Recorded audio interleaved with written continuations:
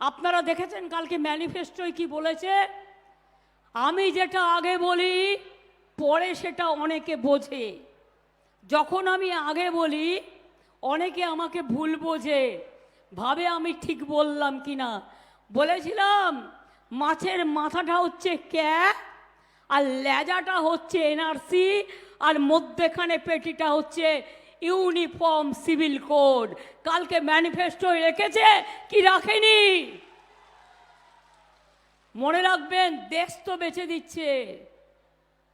আগামী দিন তপশিলি বন্ধুরা জেনে রাখুন, আপনার আইডেন্টিটি থাকবে কিনা এই আইন পাশ হলে, বিজেপি যদি ক্ষমতায় আসে, থাকবে না। আদিবাসীদের অধিকার থাকবে না, সংখ্যালঘুদের অস্তিত্ব থাকবে না, হিন্দুদেরও থাকবে না, রাজবংশীদেরও থাকবে না, কামতাপুরীরও থাকবে না, নসাকশেদদেরও থাকবে না, মা বোনেদেরও থাকবে না। আপনি কি খাবেন? লিখে দেবে সকালবেলায়, চা খাও, চায়ের সাথে গোমূত্র খাও। আপনি কি খাবেন? লিখে দেবে দুপুরবেলায়, কি খাবে? গোবরের সাথে কিছু মিশিয়ে খাও। সন্ধেবেলায় আপনি কি খাবেন সেটাও ওরা ঠিক করে দেবে। রাত্রিবেলায় আপনি ক ঘন্টা ঘুমোবেন সেটাও ওরা ঠিক করে দেবে। আচ্ছা, মুখ্যমন্ত্রী কি পাগল হয়ে গেছেন নাকি নাকি বাংলার মানুষকে পাগল ভেবেছেন? কি সব কথা বলছেন? এই যে ইউসিসি, ইউনিফর্ম সিভিল কোড, সেটার অর্থ কি এই সব? সকালে কি খাবে, চায়ের সঙ্গে গোমূত্র, তারপরে গোবরের সঙ্গে কি সব বললেন না? মানে কি ভেবেছেনটা কি? এখন কি আর ওই এনআরসি সিএ দিয়ে কি আর হচ্ছে না নাকি? মানুষকে ধরে ফেলেছেন আপনার ঢপবাজি, সেই জন্য কি এখন আবার এই ইউসিসি কে নিয়ে বলা শুরু করেছেন? আদিবাসীদের কোনো অস্তিত্ব থাকবে না, তপশিলীদের কোনো অস্তিত্ব থাকবে না, হিন্দুদের থাকবে না, সংখ্যালঘুদের থাকবে না। তাহলে যিনি রাষ্ট্রপতি হয়েছেন তিনি কি করে থাকবেন?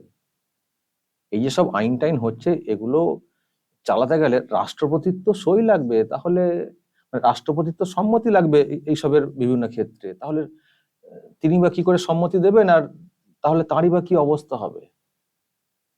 নিজের অস্তিত্ব বিলীন করে দিয়ে সম্মতি দিয়ে দেবেন, এটাই বা হয় কি করে? কি বলছেন? কি বোঝাচ্ছেন? আবার বলছেন আমি যখন বলি তখন লোকে বলেন ভুল বলছি, পরে সব বোঝে। যেমন এই যে বুঝছে, কি বুঝছে? এটা কি? ইউনিফর্ম সিভিল কোডটা কি? নিজে বোঝেন তো জিনিসটা, নাকি না বুঝে কথাগুলো বলছেন, নাকি আবার বুঝেও মিসগাইড করছেন? বিষয়টা কি অ্যাকচুয়ালি? দর্শক, প্রিয় দর্শক, আমি শফিকুল ইসলাম এবং আপনারা দেখছেন আরামবাগ টিভি। আমার যেন কোথাও মনে হচ্ছে যে আবারও মানুষকে মিসগাইড করার জন্য মানে এটা একটা ইউজ করছেন এই প্ল্যাটফর্মটা। ওই সিএ নিয়ে অনেক কথা বলেছিলেন যে মানুষের নাগরিকত্ব সব চলে যাবে, থাকতে পারবে না, সব অধিকার চলে যাবে, কেউ কিছু সুবিধা পাবেন না, সরকারি সুবিধা। নোটিফিকেশন তো 1 মাস অনেকদিন হয়ে গেল, তো কারোর তো নাগরিকত্ব তো যায়নি, কাউকে তো দেশ ছেড়ে পালাতে হয়নি, কারোর তো সরকারি পরিষেবা বন্ধ হয়নি। ফলে ঢপবাজিটা মোটামুটি মানুষের কাছে ক্লিয়ার হয়ে গেছে যে উনি ঢপ মেরেছেন। এখন আর ওটাকে দেখবেন মানুষ খাচ্ছে না, না মতুয়ারা খাচ্ছেন, না মুসলিমরা খাচ্ছেন, না অন্য ধর্মের লোকেরা খাচ্ছেন, এসব খাচ্ছেন না। বুঝতে পেরে গেছেন যে ঢপ। যারা এদেশের নাগরিক তাদের কোনো সমস্যা নেই, আর যারা ধর্মীয় অত্যাচারে ওইসব আশপাশের দেশ থেকে এসছেন তাদেরকেও নাগরিকত্ব দিয়ে দেওয়া হবে। সুতরাং এই যে সিএ, এটা নাগরিকত্ব ছিনিয়ে নেওয়ার আইন নয়, দেওয়ার আইন। আর যারা এখন আছেন, যেসব সুবিধা পাচ্ছেন, তারা ওইভাবেই সুবিধা পেয়ে যাবেন। অ্যাপ্লিকেশন করলেই তারা বিদেশি হয়ে যাবেন, এটাও বিষয়টা নয়। একটা সমস্যা তৈরি হয়ে রয়েছে, সেটাকে সমাধান করার জন্য কেন্দ্রীয় সরকারের একটা উদ্যোগ। তো এটা মানুষ বুঝতে পেরেছেন, অনেকে অ্যাপ্লাই করছেন, হয়ে যাচ্ছে। কোথাও কোনো দাঙ্গা হয়নি, হাঙ্গামা হয়নি, যেটা উনি বলছিলেন যে দাঙ্গা লেগে যাবে, এই লেগে যাবে, কোথাও কোনো অশান্তি হয়নি, কিছু হয়নি। আগের বারে উস্কানি অনেক দেওয়া হয়েছিল, যখন এটা প্রস্তাব আকারে এসেছিল, তখন এখানে ট্রেন সব আগুন টাগুন জ্বালিয়ে দেওয়া হয়েছিল। যারা আগুন জ্বালিয়েছে তাদের তো কি হাল হয়েছে, যেগুলো আর কি ধরাটা হয়েছে, তারা বুঝতে পেরেছে। আর আর এটাও বুঝতে পেরেছে যে ওগুলো বেকার, কিছুই নয় ওটা। ভুল বোঝানো হয়েছে, আর ভুল বশত এইসব ভেবে এরকম ঘটনা সব তারা ঘটিয়ে নিজেদেরই মাসটা নিয়েছে। কারণ আইন তো ছাড়েনি। এবার মানুষের বুঝতে পেরেছেন, সেই জন্য নোটিফিকেশন হয়ে গেছে। কবে নোটিফিকেশন হয়ে গেছে? এখনো কোনো গন্ডগোল হয়নি, কোনো অশান্তি হয়নি। আর উনি দিনরাত চিৎকার করে যাচ্ছেন বিভিন্ন সভাতে, এই হয়ে যাবে, সে হয়ে যাবে। মানুষের এখন নিচ্ছেন না, জানি না আবার সেই জন্য আবার এটাকে ধরেছেন কিনা।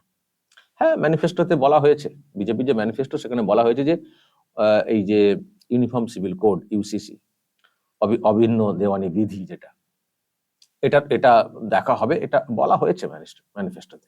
তো এটা কি হয়েছে? এটার মানে কি ওটা নাকি কে কি খাবে ঠিক করে দেবে? এটার মানে কি ওটা নাকি গোমূত্র না গোবরের সঙ্গে খেতে হবে সেটা ঠিক করে দেবে? এটার মানে এটার মানে এটা যে সংখ্যালঘু, তপশিলি, হিন্দু, মুসলিম নিজস্ব কোনো অস্তিত্ব থাকবে না, সব মিলেমিশে একাকার করে দিয়ে এক করে দেওয়া হবে? এটার মানে এটা? এত অবুঝ কেন? এত মানুষকে কেন ভুল বোঝাচ্ছেন দিদি? আপনি তো আপনার একজন মুখ্যমন্ত্রী, আপনার তো একটা দায়বদ্ধতা রয়েছে, দায়িত্ব রয়েছে, যাতে করে মানুষজন ভুল না বোঝেন, আর ভুল বুঝে না অন্য কিছু সিদ্ধান্ত নিয়ে ফেলেন। এতে একটা দায়িত্ব তো আপনারও রয়েছে মেনটেন করার। কেন মানুষকে এইসব বলছেন? ইউনিফর্ম সিভিল কোড মানে এটা? ইউনিফর্ম সিভিল কোড কি এই প্রথম শুনছেন? এই বিজেপি সরকারের আমলে কথাটা শুনছেন? আগে কখনো শোনেননি? আর মানে ইউনিফর্ম আইন কি আমাদের দেশে নেই, যেটা সকলের জন্য সমান, সে আইনটা গ্রাহ্য, এরকম কি আইন নেই? ইউনিফর্ম সিভিল কোডটা কি?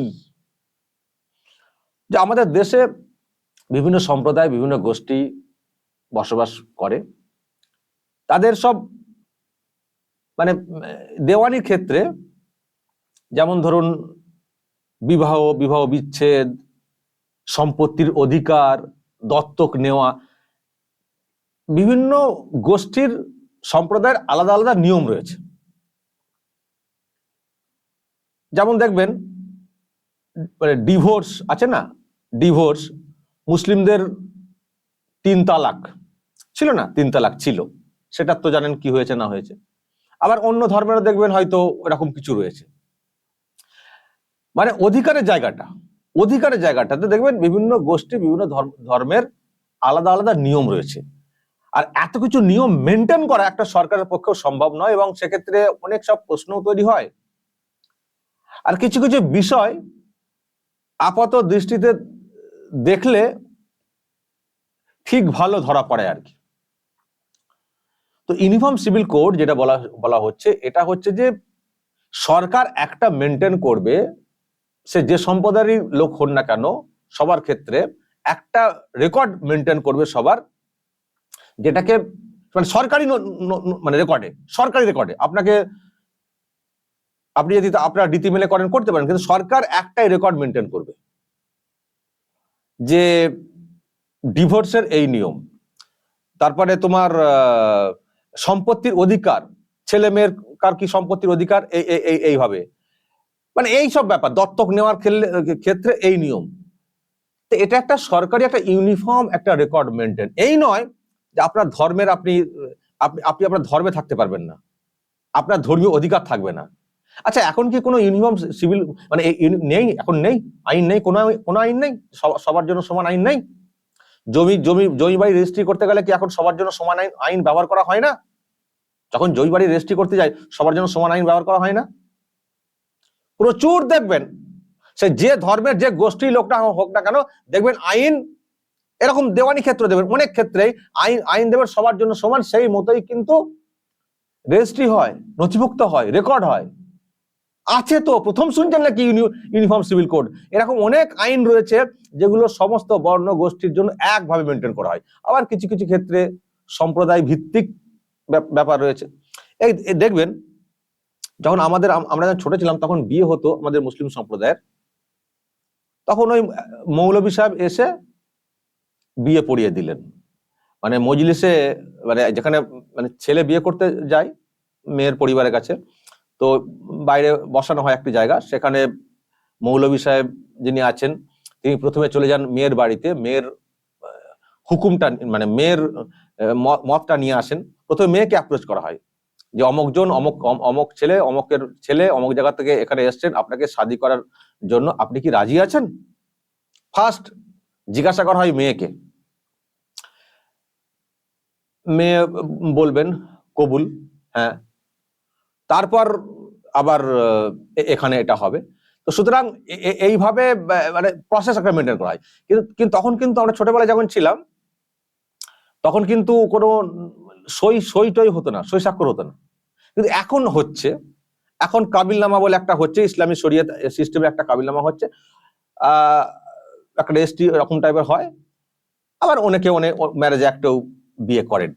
তো এখনো বিয়ের ক্ষেত্রে কিছু কিছু আলাদা আলাদা নিয়ম রয়েছে, মানে রেজিস্ট্রির ক্ষেত্রে বলছি। তো যদি সেক্ষেত্রে একটা ইউনিফর্ম ব্যাপারটা আসে তো সমস্যা কোথায়? আপনাকে তো কেউ বলেনি যে একটা ওই মানে রেজিস্ট্রি করার ক্ষেত্রে আপনি এটা করবেন মানেই আপনি আর আপনার ধর্মীয় যে রীতি রয়েছে সেটাকে পালন করবেন না। ধর্মীয় সিস্টেমে এই যে এখনো যে কাবিলনামা হয়, যে একটা আলাদা আলাদা শরীয়ত আইনে একটা করে না, একটা রেজিস্ট্রি হয়, তো সেটার পাশাপাশি এখনো তো ওইভাবেই তো হয়। মেয়ের হুকুম নিয়ে আসা, তারপর সেই মজলিসে এসে বলা ছেলের কাছে, ছেলে কবুল করলাম বলে, যেমন হয় আর কি ইসলামিক এতে এখনো তো হয়, কিন্তু রেজিস্ট্রি হয়। তো রেজিস্ট্রি হলেও যে যে রীতি রয়েছে সেটা কিন্তু মেনটেন করা হয়, সেটাকে মেনটেন করা চলবে না এই কথা কেউ বলেনি, আর হয়ও না। কেউ ইসলামিক অ্যাক্টে বিয়ে করছেন, কেউ জেনারেল অ্যাক্টে, স্পেশাল ম্যারেজ অ্যাক্টে বিয়ে করছেন, যার যেটা ইচ্ছে তিনি করছেন। কিন্তু তার পাশাপাশি ধর্মীয় যে বিষয়, ধরুন স্মৃতিতে সিঁদুর লাগানো মন্দিরে গিয়ে, এটা হচ্ছে ধর্মীয় রীতি। কিন্তু যখন রেজিস্ট্রি করতে হবে তার একটা আলাদা ফরম্যাট রয়েছে। তাহলে রেজিস্ট্রি মতো করা হবে, ধর্মীয় ফরম্যাট, ধর্মীয় সিস্টেম আপনারা পালন করবেন, সেখানে কেউ বাধা দেয়নি, সেটা তার মৌলিক অধিকার। আর এগুলো হচ্ছে নির্দেশমূলক নীতি, সরকারি নীতি, দুরকম আছে। একটা হচ্ছে সরকারি নীতি, আর একটা হচ্ছে আপনার ধর্মীয় রীতি। তো সরকারি নীতি পালন করতে গেলে ধর্মীয় রীতি পালন করা চলবে না, এটা তো কোথাও বলেনি। কারণ সরকারি নীতি হচ্ছে একটা নির্দেশমূলক একটা সিদ্ধান্ত, আর ধর্মীয় যে বিষয়টা সেটা হচ্ছে একটা রীতি। রীতি নীতি দুটোই তো মেনটেন করতে পারবেন, কারণ রীতিটা আবার মৌলিক অধিকারের মধ্যে পড়ে, ধর্মীয় যে আচরণ সেটা মৌলিক অধিকারের মধ্যে পড়ে, সেখানেও হস্তক্ষেপ করা যাবে না, সংবিধান বলে দিয়েছে। তো সবই তো হচ্ছে, সমস্যা কোথায়? শুধু বলা হচ্ছে যে একটা রেকর্ড মেনটেন হবে, একটা ইউনিফর্ম সিস্টেমে আইন যখন তৈরি হবে সবার জন্য সেম আইন। ধর্মীয় রীতি বিশ্বাস সেটা আপনার মৌলিক অধিকার, আপনি সেটা পালন করবেন। এরকম তো কোথাও বলা নেই যে আপনি সেগুলো পালন করবেন না। এই যে গুজরাটে বিজেপি সরকার চলছে, ওখানে কি ধর্মীয় রীতি মেনে কি বিয়ে শাদী হয় না? আবার দেখবেন রেজিস্ট্রি তার মতো করা হয়। এবার এখানে কিছু কিছু মত আসতে পারে, মত পার্থক্য থাকতে পারে অধিকার নিয়ে, যে মানে যারা ধরুন মারা যাচ্ছেন বা হিন্দু পরিবারের কোন সম্পত্তি তার ছেলেমেয়েরা কিভাবে পাবেন, কি হিসেবে পান উত্তরাধিকারের ব্যাপারে, মুসলিম পরিবারের কোনো ব্যক্তির সম্পত্তি তার ছেলেমেয়েরা কি হিসেবে পান, ধর্মীয় সিস্টেমে হয়তো আলাদা নিয়ম থাকতে পারে।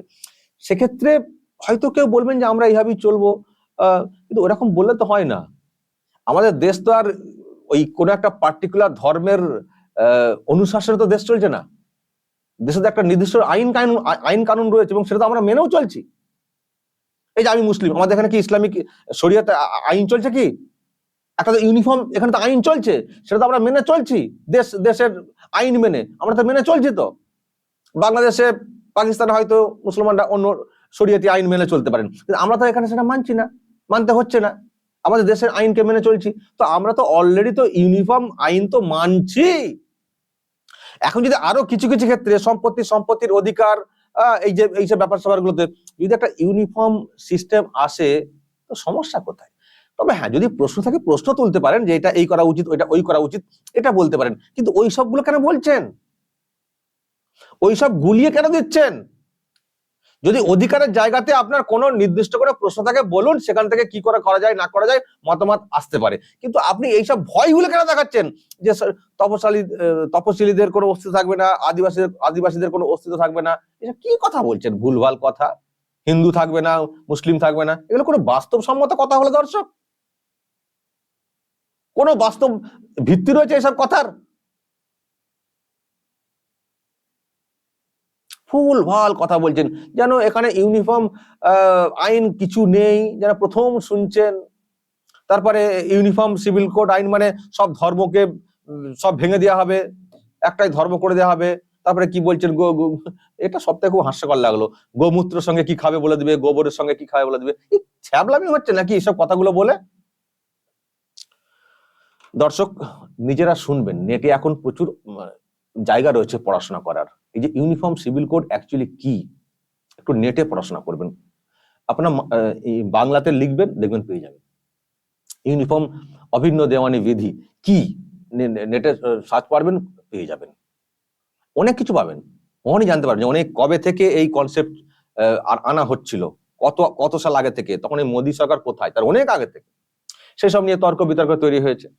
সংবিধান বলেছে যে মানে কিছু কিছু ক্ষেত্রে নির্দেশমূলক নীতি আনা যেতে পারে, আবার কোথাও বলেছে সংবিধান যে মৌলিক অধিকার যাতে না কোথাও ক্ষুণ্ণ হয় সেটা দেখতে হবে। আবার কোথাও বলেছে বৃহত্তর স্বার্থে যদি কোথাও মৌলিক অধিকার নিয়ে প্রশ্ন ওঠেও তবু বৃহত্তর স্বার্থে সেগুলোকে অত মানে বড় করে দেখলে চলবে না।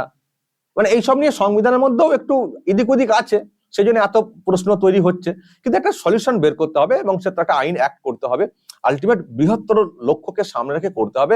বসে আলোচনা করুন, মতামত দিন, চর্চাতে বসুন, কিন্তু মানুষকে গোলাবেন না, ভয় দেখাবেন না, উল্টোপাল্টা ভয় দেখাবেন না। সব চলে যাবে, বিজেপি সরকার চলে গেলে সব নাকি কেউ থাকবে না, কোনো ধর্মের সব লোকজন থাকবে না, সব নাকি ভেঙে দেওয়া হবে। পুরো ফালতু কথা, পুরো ফালতু কথা। ধর্মীয়, আমি আবার বারবার বলে দিচ্ছি কথাটা, উনি হয়তো এখনো বলবেন, এখন তো সভাতে বক্তব্য রাখবেন, ভালো করে শুনে নিন। ধর্মীয় যে রীতি সেখানে কোনো হস্তক্ষেপ নেই এই ইউনিফর্ম সিভিল কোডে। সেটা হচ্ছে প্রত্যেকটা মানুষের মৌলিক অধিকার। কিন্তু দেশের নাগরিকদের নিরাপত্তা, বৃহত্তর স্বার্থ, উত্তরাধিকার থেকে শুরু করে ইত্যাদি বিষয়ে একটা ইউনিফর্ম সিস্টেম আনার চেষ্টা চলছে কেন্দ্রীয় সরকারের তরফ থেকে। এটা কিন্তু মানুষের স্বার্থে, দর্শক বুঝবেন, বৃহত্তর স্বার্থে। নানান সব দিক মানে পর্যালোচনা করে দেখা হয়েছে, এতদিন ধরে তো চলে আসছে সিস্টেম, তাতে নেগেটিভ অমুক তমকগুলো সব দেখা হয়েছে, সেই জন্য কিন্তু এরকম ভাবনা। কিন্তু এর সঙ্গে ধর্মীয় ওই সব ভেদ অমুক তমক যেসব বলার চেষ্টা হচ্ছে না, সব গুলিয়ে ঘেটে ঘ করে দেওয়া হবে, এসব পুরো ফালতু কথা, পুরো ফালতু কথা। ধর্মীয় অনুশাসন, নামাজ, রোজা, পুজো বা যা সব আমরা করি, এখানে কোনো হস্তক্ষেপ থাকবে না এই ইউনিফর্ম সিভিল কোডের মধ্যে। শুধু অধিকারের ক্ষেত্রে কিছু আইন বলা হচ্ছে যে এক সিস্টেমে আনা হোক, এক প্যারিটি একটা আনা হোক, যাতে করে মানুষের অধিকার সবার জন্য সমানভাবে বজায় থাকতে পারে। এটাই হচ্ছে একটা চেষ্টা মাত্র। দর্শক কি বলবেন? যদি আপনাদের এ নিয়ে আরো কিছু ধারণা থাকে, পড়াশোনা থাকে, বলবেন কমেন্টে। হয়তো আমারও সব নেই, আমিও সেগুলো পড়বো, বা যারা আমার দর্শক তারা পড়বেন। যদি বলার থাকে কিছু অবশ্যই বলবেন, এবং যেভাবে উনি গুলিয়ে দিচ্ছেন, ভয় দেখাচ্ছেন, নিশ্চয়ই দর্শক সেই সব নিয়েও আপনাদের বলা দরকার, মানুষকে সতর্ক করা দরকার। বলুন যা বলার, কমেন্ট বক্সে নজর রাখবেন আরামবাগ টিভি।